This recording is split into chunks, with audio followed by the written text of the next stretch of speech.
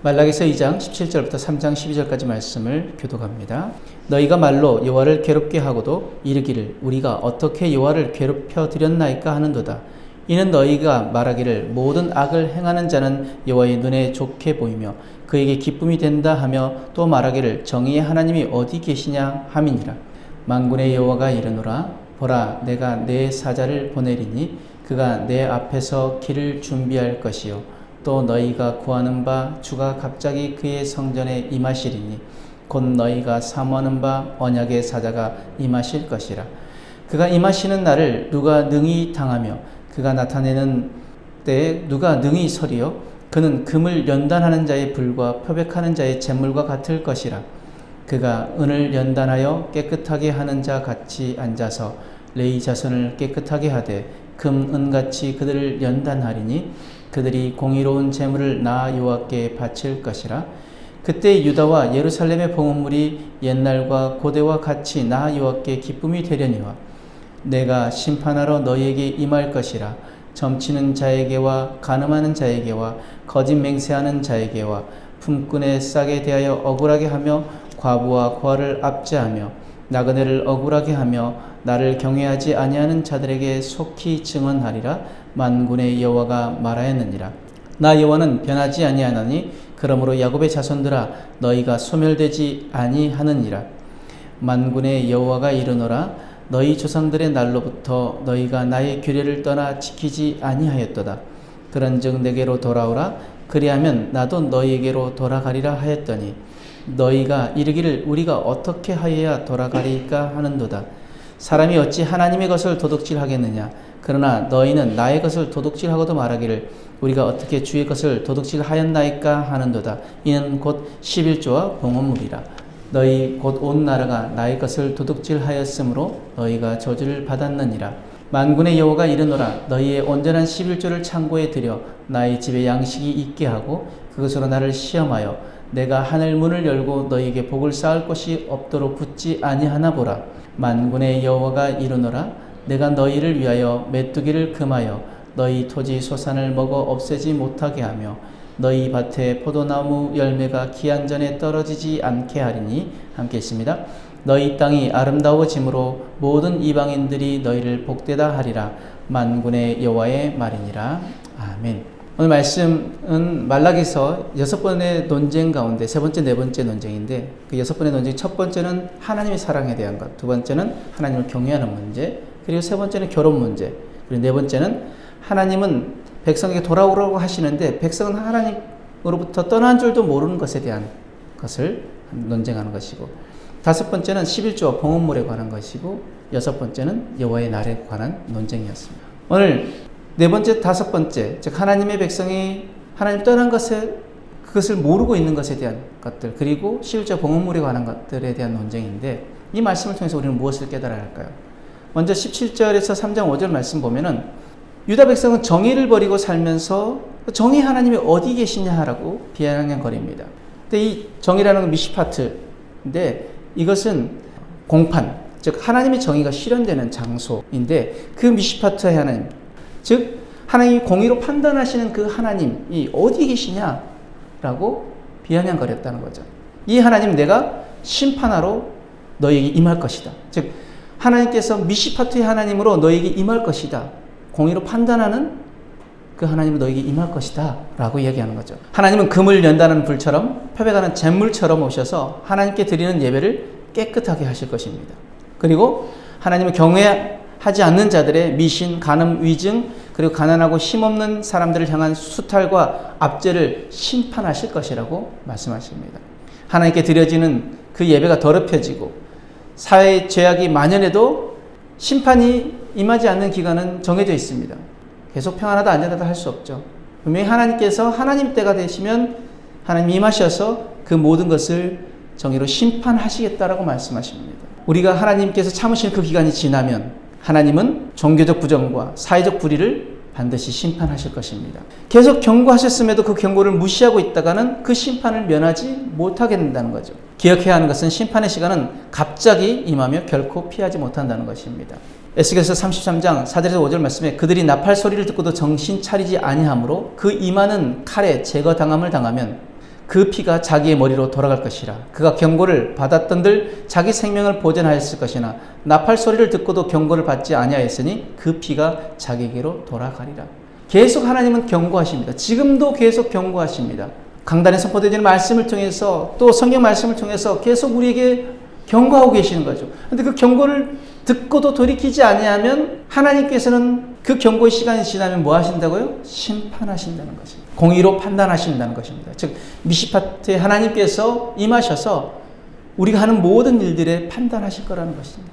그 심판에 저울에 올려서 우리가 하나님의 그 뜻에 합당하다면 우리가 상급을 받을 것이지만 하나님 뜻에 합당하지 않다면 하나님의 저주를 받게 되어진다는 것이죠. 기억해야 될 것은 무엇이라고 말씀드렸습니까? 심판의 시간은 갑자기 임하고 결코 피하지 못한다는 것.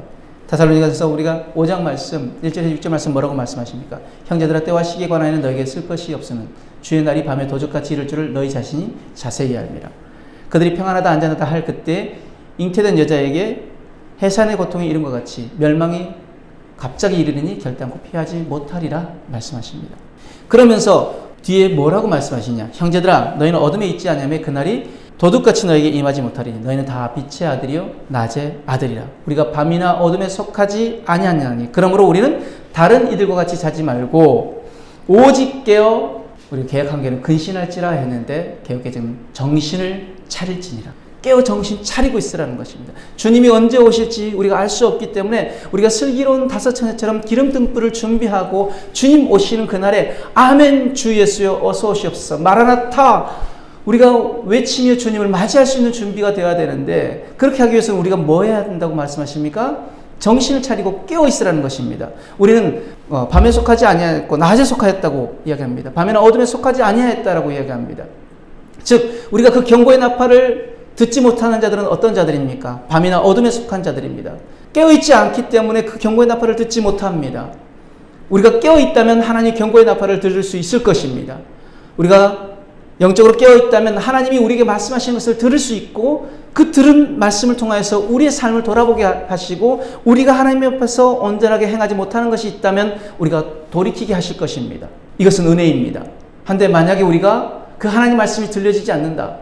그것은 우리가 밤에 속하였고 어둠에 속한 자라는 것. 우리는 빛의 아들들이고 낮의 아들들입니다. 그러므로 우리는 무엇해야 합니까? 정신 차리고 깨어 있어야 합니다. 깨어 있어야 주님 오시는 그날 우리가 주님을 기쁨으로 맞이할 수 있습니다. 오늘도 우리가 정신 차리고 깨어 있기 위해서 우리가 해야 할 것은 무엇입니까? 영적으로 우리가 민감하게 깨어 있기 위해서 우리의 귀를 열고 우리의 눈을 열어 하나님 말씀을 듣고 하나님 보기를 우리가 열망하고 우리가 간절히 찾고 구해야 한다는 것입니다.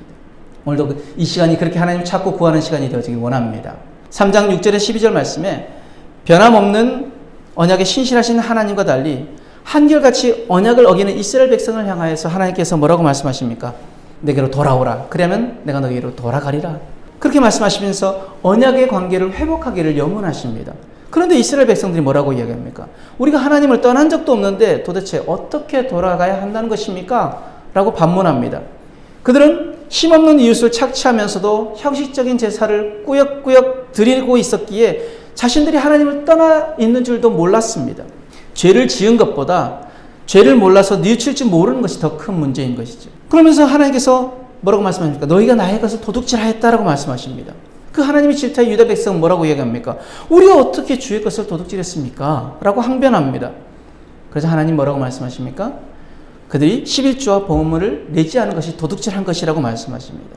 11조를 드리지 않은 것은 사실상 하나님을 외면한 것입니다. 왜냐하면 11조가 없으면 성전 봉사자들의 생계 유지가 불가능해져서 성전 기능이 마비되어지기 때문에 하나님 앞에 예배하고 제사하는 모든 기능이 마비되어지기 때문에 그것은 하나님을 외면하는 것이죠. 또한 11조는 모든 소유가 하나님의 것이며 하나님 모든 필요를 채우신다는 믿음의 고백인데 그 믿음의 고백이 없어지는 것이죠. 하나님께 드리는 것에 대한 고백은 우리는 다윗의 고백과 같아야 합니다. 모든 것이 하나님께로 말미암았다는 것을 우리는 잊지 말아야 합니다.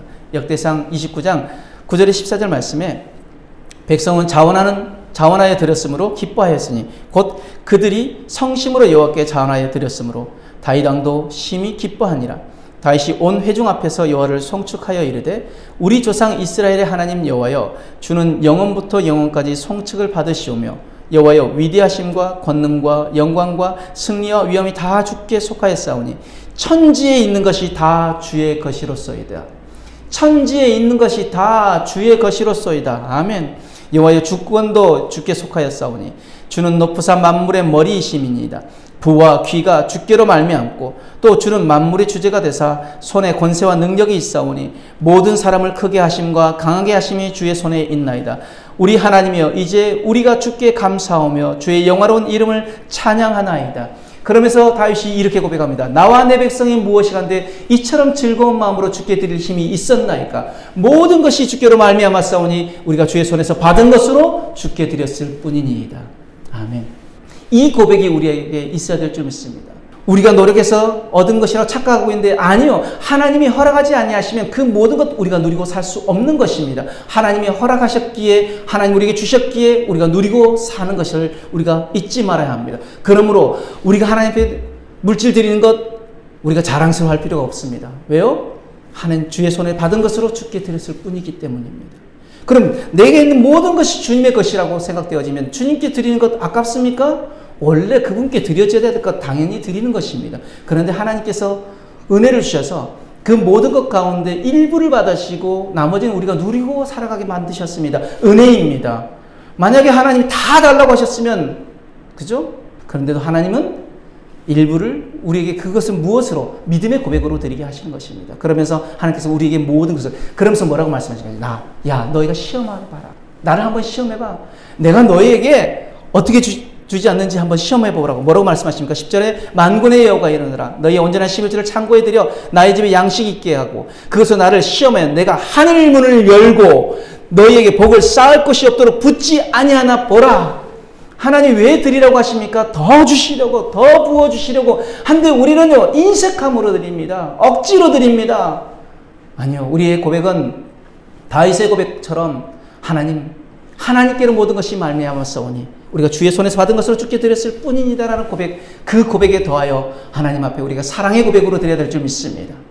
하나님을 온전하게 섬기는 마음으로 우리가 드려질 때 꼭 물질의 11조만 드리는 것이 중요한 것이 아니라 우리 삶의 11조도 하나님께 드려야 됩니다. 모든 것이 주께로 말미암았사오니 즉 우리의 삶의 시간의 11조도 하나님께 드려야 되고요. 우리의 삶의 11조도 하나님께 드려야 그것이 하나님이 주인 되심을 인정하는 온전한 믿음의 고백이라는 것이죠.